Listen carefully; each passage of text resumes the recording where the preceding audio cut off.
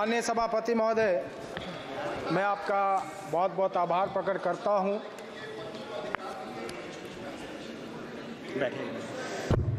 बैठिए माननीय सदस्य। धन्यवाद माननीय सभापति महोदय, मैं आपका आभार प्रकट करता हूं कि आपने मुझे बजट भाषण पर बोलने का मौका दिया। सर्वप्रथम मैं इस बजट का समर्थन करता हूं। साथ ही साथ देश के यशस्वी प्रधानमंत्री श्री नरेंद्र मोदी जी और केंद्रीय वित्त मंत्री श्रीमती माननीय सदस्यों से आग्रह कर रही हूं, प्लीज उनका सभी माननीय सदस्यों से बहुत बहुत धन्यवाद करता हूं कि एक सर्वस्पर्शी और सर्वव्यापी बजट इस सदन में प्रस्तुत किया गया है।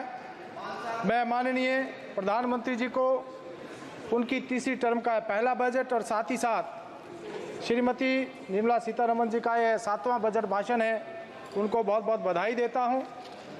इस बार का बजट इस देश को एक नई दिशा देने वाला बजट है, जो इस देश के विकसित भारत के संकल्प को पूरा करेगा। देश को आत्मनिर्भर बनाने की दिशा में एक बड़ा कदम है। निश्चित रूप से ये एक गरीब कल्याण वाला बजट है। माननीय सभापति जी, जिस प्रकार से पिछले 10 वर्षों के दौरान 25 करोड़ गरीबी की रेखा से बाहर निकले हैं, मैं इसके लिए माननीय प्रधानमंत्री जी का धन्यवाद करता हूं। ये बजट गरीब कल्याण का बजट होते हुए साथ ही साथ 80 करोड़ गरीबों को लगातार मुफ्त राशन दे रहा है। साथ ही साथ जिस प्रकार से इस बजट में प्रधानमंत्री आवास योजना के तहत 3 करोड़ अतिरिक्त घर बनाने की घोषणा की गई है, निश्चित रूप से वे घरों के लिए एक बहुत बड़ा तोहफा है।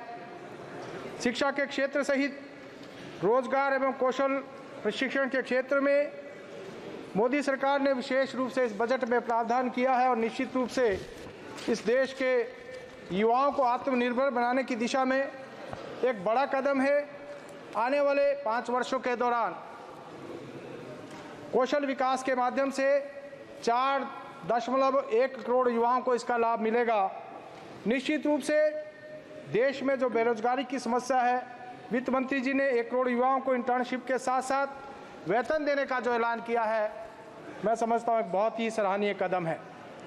केंद्रीय बजट में जिस प्रकार से युवाओं, महिलाओं, श्रमिकों, किसानों, शिक्षा, कौशल विकास तथा MSME के लिए विशेष तोहफे दिए गए हैं और साथ ही साथ जिस प्रकार से प्रदेशों को बाढ़ प्रबंधन और उससे जुड़ी परियोजनाओं के लिए सहायता प्रदान करने की घोषणा की है माननीय प्रधानमंत्री जी का और विशेष रूप से माननीय वित्त मंत्री जी का, मैं इसके लिए बहुत बहुत धन्यवाद करता हूं। मैं सभापति महोदय, माननीय प्रधानमंत्री जी और माननीय वित्त मंत्री जी का हिमाचल प्रदेश को जो वित्त वर्ष 2024-25 में पिछले वर्ष जो आपदा आई थी और जिसके कारण हिमाचल प्रदेश को बहुत नुकसान हुआ था, देवभूमि में बादल फटने से, भूस्खलन से विकास की जो गति शून्य पड़ गई थी और हिमाचल प्रदेश को दशकों पीछे जिसने धकेल दिया था, 509 लोगों की जिसमें मृत्यु हुई थी और ऐसा जख्म जो है बहुत सारे परिवारों को दे दिया गया जो कि ताउम्र भरा नहीं जा सकता। ऐसे समय में जो प्राकृतिक आपदा के समय में पुनर्वास के लिए आर्थिक मदद देने का ऐलान किया है, मैं माननीय प्रधानमंत्री जी का इसके लिए बहुत बहुत धन्यवाद करता हूं, बहुत बहुत आभार प्रकट करता हूं। मुझे ये भी कहना है कि बहुत सारे हमारे जो सामने विपक्ष के साथी हैं, जब हिमाचल की बात हो रही थी तो बहुत सारे लोग टिप्पणी कर रहे थे। मैं कहना चाहूँगा कि हिमाचल प्रदेश जो एक पहाड़ी राज्य है और मैं समझता हूँ वहाँ पर आज कांग्रेस पार्टी की सरकार है और अगर हिमाचल प्रदेश को किसी प्रकार की मदद मिलती है तो निश्चित रूप से, क्योंकि ये तो इंडी गठबंधन का हिस्सा है, इन लोगों को भी खुशी होनी चाहिए। लेकिन मुझे दुख के साथ कहना पड़ रहा है कि बहुत सारे लोग इस बात को लेकर काफ़ी दुखी नजर आए, जो कि मैं समझता हूँ अच्छी बात नहीं है। उनको भी अपने क्षेत्र, अपने प्रदेश की बात रखनी चाहिए। मैं विशेष रूप से धन्यवाद करना चाहूँगा कि जिस प्रकार से केंद्र सरकार ने आपदा के कारण जो हिमाचल प्रदेश को क्षति हुई थी, 16,000 आवास प्रधानमंत्री आवास योजना के तहत हिमाचल प्रदेश के लिए स्वीकृत किए और जिनके घर बह गए थे, जिनके घर ढह गए थे, मैं समझता हूँ एक बहुत बड़ी सहायता उनको हुई। 1732 करोड़ रुपए हिमाचल प्रदेश की सरकार को एनडीआरएफ के तहत केंद्र सरकार ने मुहैया करवाया ताकि जो क्षति हुई उसकी भरपाई की जा सके। साथ ही साथ 2643 करोड़ रुपया प्रधानमंत्री ग्राम सड़क योजना तृतीय के तहत दिया गया, जो कि एक हिमाचल की सड़कें जो भारी बरसात के कारण और जो पुल खराब हो गए थे उनको फिर से बनाया जा सके। मैं समझता हूँ बहुत बड़ा कदम है। इसके अलावा भी जिस प्रकार से हिमाचल प्रदेश को हर प्रकार से सहायता पहले भी दी गई और आने वाले समय में भी देने की घोषणा केंद्र सरकार ने की है, निश्चित रूप से एक बड़ा कदम है।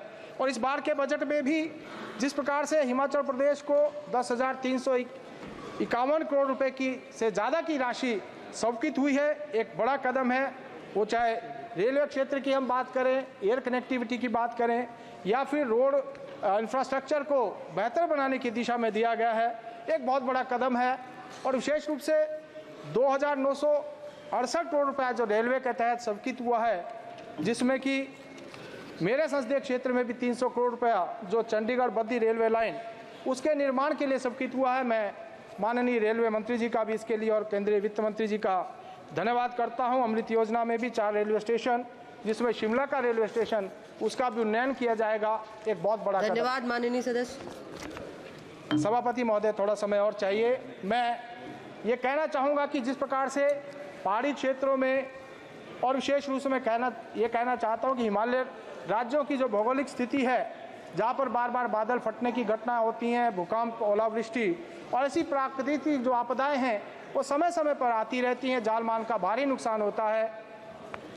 इन राज्यों में विशेष रूप से मैं पहाड़ी राज्यों की बात करना चाहूँगा, जिसमें चाहे हिमाचल प्रदेश है, उत्तराखंड है, असम है, जम्मू कश्मीर है, मणिपुर है, मिजोरम है, अरुणाचल, मेघालय, सिक्किम, नागालैंड, त्रिपुरा, ऐसा करके जो राज्य हैं इनके लिए जैसा कि पूर्वोदय की तर्ज पर एक अलग से मंत्रालय या फिर मंत्रालय में एक विभाग गठित किया जाए, जो इन क्षेत्रों में जो इस प्रकार की प्राकृतिक आपदाएं आती हैं उनका निरीक्षण करे और समय समय पर इन प्रदेशों को उनकी आवश्यकता अनुसार सहायता भी मुहैया करवाए। ऐसा मैं आपके माध्यम से केंद्र सरकार के ध्यान में इस बात को लाना चाहूँगा।